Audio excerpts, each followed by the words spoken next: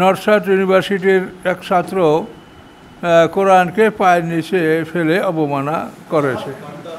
না, এটা হিন্দু হইলে সেটা হলো সে একটা ব্লাসফেমি আইন আছে। ব্লাসফেমি হলো যে কোনো ধর্মকে অবমাননা করা যাবে না এবং ধর্মের অবমাননা হয় এমন কিছু করা যায়। এই ব্লাসফেমি আইনে তার বিচার হবে।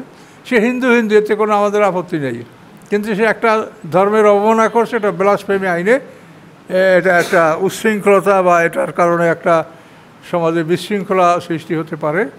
এই জন্য আইন আছে, সরকারিভাবে আইন আছে, সে আইনে তার বিচার হোক। এখানে ব্যক্তিগতভাবে কারো বিচারের ইখতিয়ার নাই। আমরা কেউ বিচারক না, আপনিও বিচারক না, কাজে কেউ নিজে হাতে বিচার তুলে নেবেন না। এটা আইনে দেন, আইন আছে।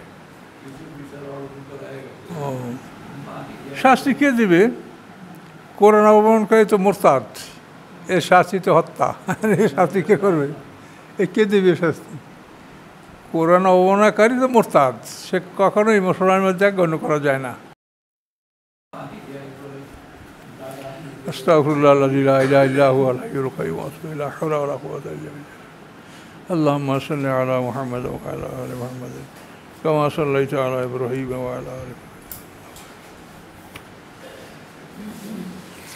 اللهم آمين. ربنا ظلمنا أنفسنا وإن لم تغفر لنا وترحمنا لنكونن من الخاسرين.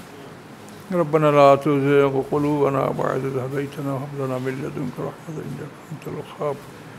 سبحان ربك رب العزة عما يصفون، وسلام على المرسلين، الحمد لله رب العالمين. السلام عليكم.